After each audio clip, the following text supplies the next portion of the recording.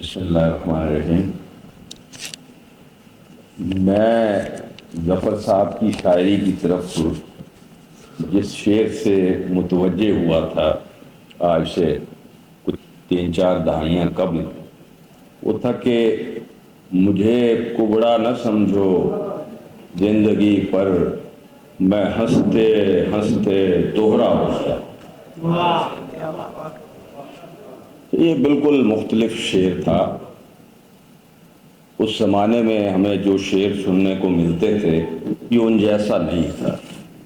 ظاہر ہے پھر ہم نے ظفر صاحب کے مجموعے ڈھونڈ کے پڑھنے شروع کیے۔ ایک زمانے میں ظفر صاحب کے مجموعے چھپتے تھے، اب کلیات چھپتے ہیں، کیونکہ اب ان کے پاس مجموعہ چھاپنے کا وقت نہیں ہوتا ہے۔ اتنے شعر وہ کہتے ہیں ماشاءاللہ، جوں جوں ان کی عمر زیادہ ہوئی ہے ایسے لگتا ہے کہ جیسے وہ زیادہ جوان ہوتے جا رہے ہیں، کم از کم تخلیقی وقور کے حوالے سے۔ میں نے اب تک کچھ 4-5 مضمون لکھے ہیں ظفر صاحب پر، انہی میں سے ایک کو میں نے تھوڑا سا چھوٹا کیا ہے تاکہ مجلس میں زیادہ آپ کی سمع خراشی نہ ہو۔ ظفر اقبال قیام پاکستان کے بعد نمایاں ہونے والے اردو غزل گو شعراء میں غالباً سب سے اہم شاعر۔ یہاں میں نے غالباً کا لفظ ان کے متنازع شعری تجربات، مخصوص قسم کے تغزل کو پسند کرنے والے غزل کے سنجیدہ کاری اور مخصوص شاعروں کو سند فضیلت عطا کرنے والے تاثراتی اور رومانوی نقادوں کی سہولت کے لیے لکھا ہے۔ ورنہ ظفر اقبال کی شاعری کا سنجیدہ، معروضی اور تفصیلی مطالعہ مندرجہ بالا رائے کی توثیق کر سکتا ہے۔ ہمارے ہاں عام طور پر ایک رائے جب قائم کر لی جاتی ہے تو اس سے رجوع کرنا ضروری نہیں خیال کیا جاتا۔ یہی وجہ ہے کہ آج تک فیض احمد فیض کو رومانوی حقیقت پسندی، ناصر کاظمی کو اداسی کی تہذیب اور منیر نیازی کو تحیر کے بنے بنائے سانچوں سے ہٹ کر سمجھنے کی کوشش نہیں کی گئی۔ یہی دیوار ظفر اقبال کے سامنے بھی ہے۔ انہیں آب رواں اور گل آفتاب کی اشاعتوں کے بعد بننے والی اس رائے سے باہر نکل کر دیکھنے کی کوشش نہیں کی گئی کہ آب رواں اعلیٰ شعری تجربات کا اظہار ہے جسے شاعر نے لسانی تجربات کی بھینٹ چڑھا دیا۔ تنقیدی حوالے سے ان آراء کی حیثیت ذاتی تاثرات اور تاثرات کی تکرار سے زیادہ نہیں ہے۔ ظفر اقبال کے ان اچھے شعروں کی تعداد جن کی وجہ سے انہیں آب رواں کی اشاعت کے بعد ایک طاقتور شاعر کے طور پر قبول کر لیا گیا، اتنی زیادہ ہے جو کسی بھی اچھے پاکستانی شاعر کے کل کلام سے زیادہ ہے۔ اس لیے ظفر اقبال کی شاعری پر بات کرتے ہوئے غیر ذمہ دارانہ بیانات سے احتراز کرنا چاہیے۔ آپ ان کے لسانی تشکیلاتی تجربے سے متفق نہیں ہیں، نہ صحیح، ان کے سہل اسلوب اظہار کو بے معنی سمجھتے ہیں، سمجھیں، لیکن تغزل کے کسی بھی معیار پر اعلیٰ شعروں کو نظر انداز نہیں کر سکتے جن میں بہرحال آب رواں کے بعد تعداد اور معیار دونوں حوالوں سے بے پناہ اضافہ ہوا ہے۔ ظفر اقبال کم درجے کے قاری کی گرفت میں آنے والا شاعر نہیں ہے۔ اس کی موضوعاتی وسعت اور فنی تجربات کا تنوع عام قاری کے لیے پریشان کن ہے، لیکن اس کے ساتھ ساتھ کلیات غیر تربیت یافتہ کاری سے لے کر عام پسند تربیت یافتہ کاری اور زندگی و ادب کو اس کی طرف سے اس کی رنگا رنگی میں پہچان سکنے والے خاص کاری تک ہر قسم کے کاری کے لیے باعث کشش ہے۔ ایک طرف ان کے 20 شعر ہیں جو ضرب المثل کی حیثیت اختیار کر گئے ہیں اور ہر کس و ناقص کے حافظے کا حصہ ہے، تو دوسری طرف کلاسیکی شاعری کے مخصوص تربیت یافتہ کاری کے لیے بھی ان کے کلیات میں شعروں کا وافر ذخیرہ موجود ہے۔ روایت کی تشکیل کرنے والا شاعر تخلیقی تجربات کے اظہار میں بے باک ہوتا ہے۔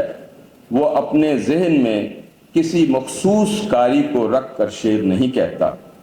وہ تخلیقی طاقت جو اعلیٰ سے اعلیٰ اور ادنا سے ادنا موضوع اور اظہار دونوں پر قادر ہوتی ہے، بڑے شاعر کو ورثے میں ملتی ہے۔ وہ ہر کاری سے اعتراف عظمت کا متقاضی بھی نہیں ہوتا۔ ہر کاری کلیت میں اس کی شاعری سے لطف اندوز ہونے کا اہل بھی نہیں ہوتا۔ اب ظفر اقبال کو ہی لیجئے، ان کی شاعری کے ایک حصے کی مداحی لسانی توڑ پھوڑ اور تجربات پسند کاری کے حصے میں آئی، ایک حصے کو جدیدیت پسندوں نے ہاتھوں ہاتھ لیا، ایک حصے تک کلاسیکی اسلوب پسندوں کو رسائی حاصل ہوئی۔ ایسے عالم میں قاری اپنی مخصوص پسندیدگی کے حوالے سے ظفر اقبال کو اپنی شاعری کے انتخاب کا مشورہ دیتا ہے۔ راکم الحروف نے بھی ظفر اقبال کو یہی مشورہ دیا تھا، لیکن غور کرنے پر پتہ چلا کہ یہ مشورہ ظفر اقبال کو نہیں دیا جا سکتا، بلکہ یہ مشورہ خود قاری کے لیے ہے کہ وہ اپنے مخصوص مزاج اور شعری تربیت کے مطابق کلیات ظفر اقبال سے اپنی پسند کے شعر منتخب کر لے۔ ظفر اقبال کے بارے میں عام طور پر یہ تصور پایا جاتا ہے کہ وہ کرافٹ کا شاعر ہے اور اس کے پاس موضوع نہیں ہے۔ اس غلط فہمی کے پس منظر میں کئی عناصر کار فرما ہے۔ ایک عنصر تو وہ شاعر ہیں جنہوں نے کسی مربوط فکر یا نظریے کے حوالے سے شاعری کی۔ اس سلسلے کا پہلا شاعر اقبال ہے اور پھر ترقی پسندوں نے اس روایت کی توسیع میں کردار ادا کیا۔ دوسرا عنصر ظفر اقبال کے وہ شعر ہیں جو کرافٹ کا اظہار ہیں اور جن میں کوئی بڑی معنویت نہیں ہے۔ تیسرا عنصر ظفر اقبال کے وہ شعر ہیں جن میں بعض لمحاتی یا ذہنی حالتوں کو گرفت میں لیا گیا ہے۔ چوتھا عنصر ظفر اقبال کے وہ شعر ہیں جن پر فحاشی کا الزام لگایا جاتا ہے اور جو فحاشی سے زیادہ زندگی کے بعض ایسے ناگزیر تجربات کا اظہار ہیں جو اس سے قبل غزل کی شاعری میں نہیں ملتے۔ ان کی شاعری سے کوئی خاص موضوع یا موضوعات برآمد کرنا اس لیے کار اللہ حاصل ہے کہ کسی خاص موضوع یا موضوعات میں تخصیص پیدا کرنے کے بجائے وہ اپنے زندگی کے ہر پہلو اور گوشے پر ان کی نظر جاتی ہے اور وہ ہر بات کو شعر بنانے کی صلاحیت رکھتے ہیں۔ موجودہ زندگی کے ساتھ ساتھ ان کے پاس ایسے اشعار کی بھی ایک بڑی تعداد ہے جو کسی خاص عہد کی زندگی کے بجائے انسان کے آفاقی مسائل و معاملات کو موضوع بناتے ہیں۔